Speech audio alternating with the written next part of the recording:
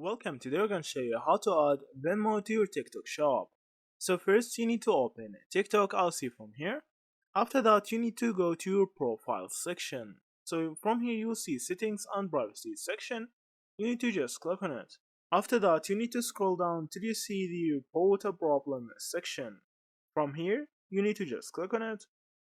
And now from here you need to scroll down till you find chat with us option and see from here. So you need to open the section so you can tell the TikTok support that you need to add Venmo as a payment method for TikTok shop. So that's actually not possible until you tell the support about that. So you need to tell them this: I want to link my Venmo to my TikTok shop. Send them the message and they will reply as fast as possible and they will unlock you the payment method in the TikTok shop. So that's it. Thank you for watching and see you in the next videos.